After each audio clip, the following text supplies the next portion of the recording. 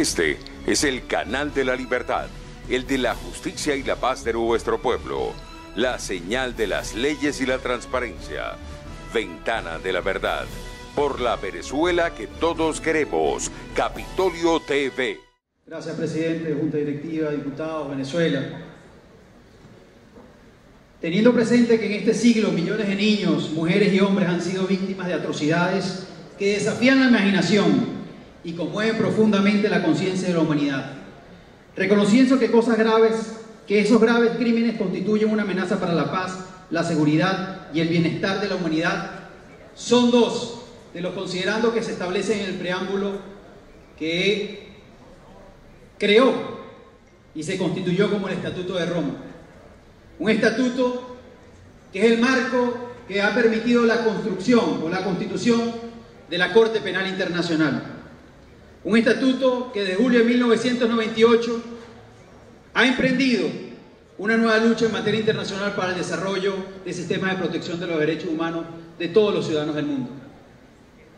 Cabe recordar que el mundo cada día avanza en crear un mayor sistema para la protección de cada uno de los ciudadanos. Un sistema que vaya mucho más allá de los gobiernos, un sistema que vaya mucho más allá de las instituciones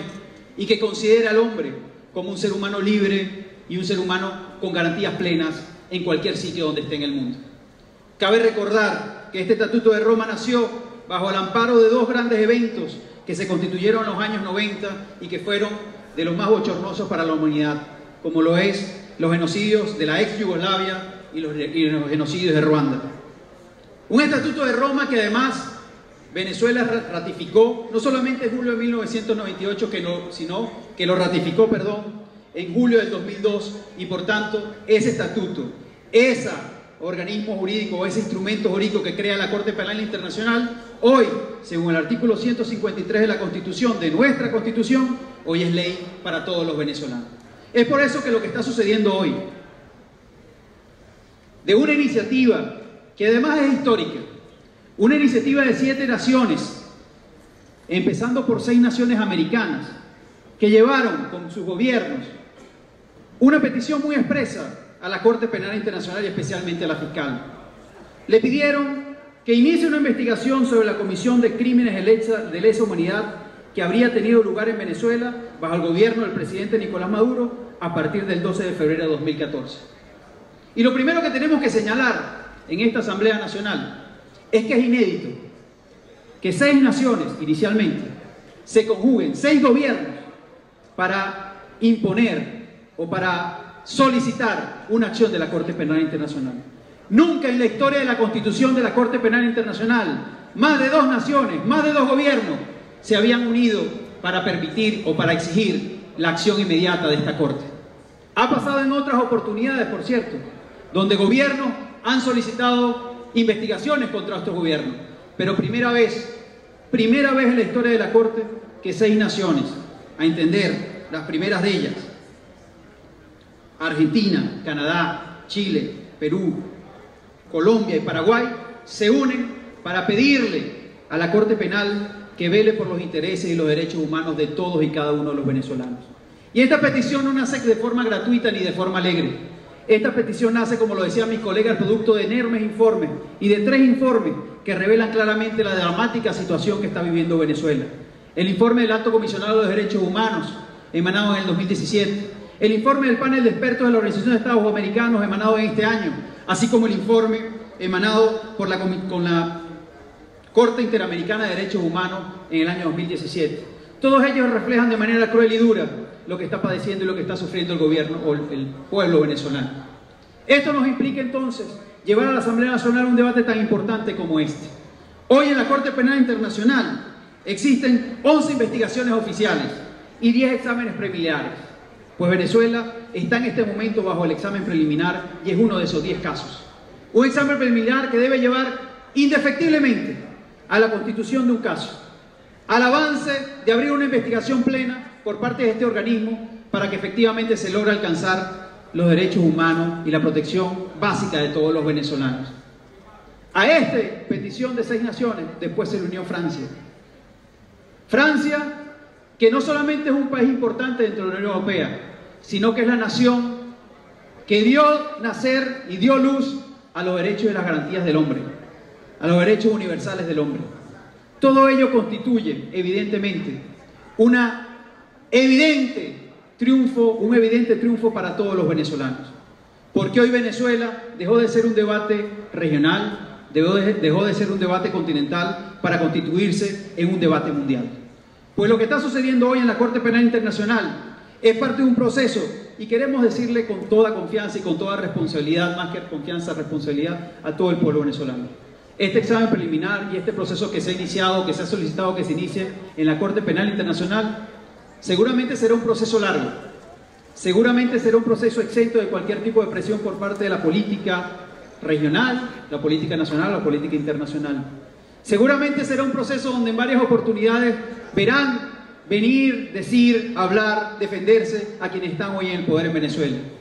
Será un proceso donde esta Asamblea Nacional de este periodo y seguramente del próximo periodo tendrá que estar atenta. Será un proceso donde las organizaciones de derechos humanos en Venezuela tendrán que estar con el ojo avisor cada día y cada momento que se realice cualquier gestión dentro de la Corte Penal Internacional. Repito, será un proceso seguramente de varios años, pero un proceso que no debe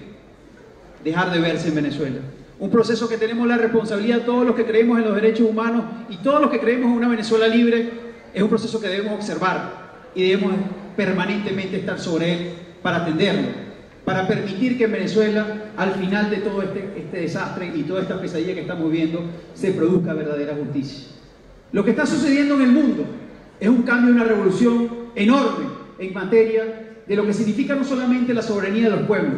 es una revolución enorme en términos de lo que significan los derechos de los ciudadanos, del hombre y la mujer de esta tierra. Es una revolución enorme en torno a lo que significa la protección mucho más allá de una ciudadanía, de un pasaporte o de una tierra. Lo que está sucediendo hoy en el mundo es verdaderamente la conflagración de todas las fuerzas para que se permita que no exista más,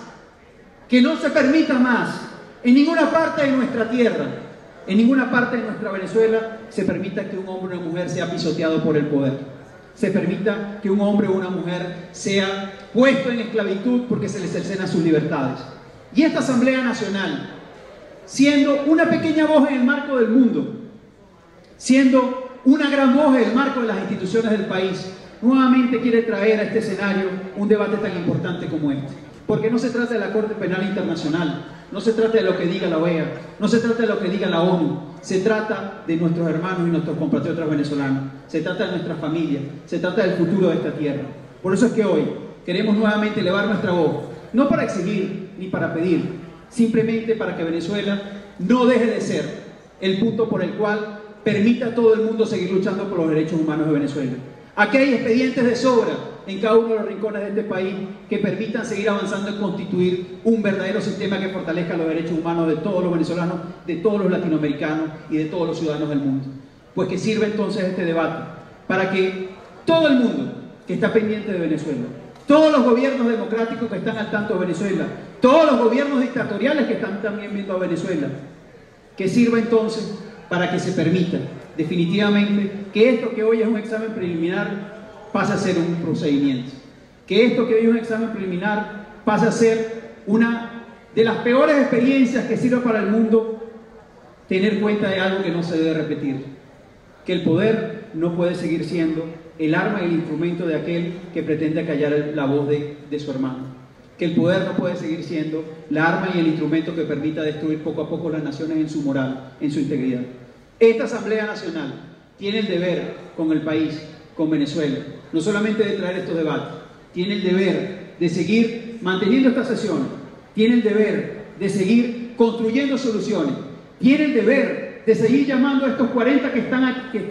tienen sus curules aquí y no vienen nunca, tiene el deber de seguir llamando para que construyamos soluciones definitivas, institucionales y de largo plazo para Venezuela. Venezuela no puede seguir desangrándose en la miseria, no puede seguir desangrándose en la violencia, como tampoco puede seguir desangrándose en el populismo polarizador que trata de vernos no como hermanos sino como enemigos. Este es el momento, y traigo a colación en este debate la oportunidad, tenemos de oro,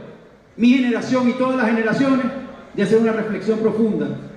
no solamente por los presos políticos, no solamente por Fernando, no solamente por nuestros diputados, por Juan y por todos los diputados que han sido presos y perseguidos. No es por la política, es un momento para que reflexionemos todos, para que entendamos que afuera hay un mundo que está permanentemente atentos a nosotros, pero que ese mundo no va a resolver los problemas que nos corresponden a nosotros. Que nos corresponde a nosotros más que llamar a la simple unidad, llamar a la profunda reflexión y entender que cada quien tiene un papel en este país, que cada quien tiene un rol que debatir y discutir, y que cada quien tiene una responsabilidad que no puede eludir. Este es el momento donde todos los organismos internacionales se están activando. Este es el momento en que en Venezuela también nos activemos. Y nos activemos en nuestra conciencia, nos activemos en esa voz profunda que nos llama a hacer algo más de lo que estamos haciendo hoy. A entender que la lucha no es por mi interés,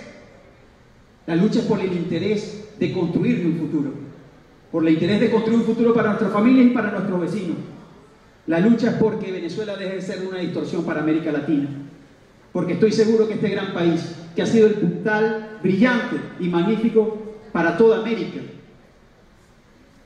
va a retornar muy pronto a volver a hacerlo. Pero tenemos que salir de esta oscuridad, y para salir de esta oscuridad tenemos que sacar la mejor luz que tengamos. Y esa luz no solamente se dispone desde la conciencia, sino que se dispone desde el corazón.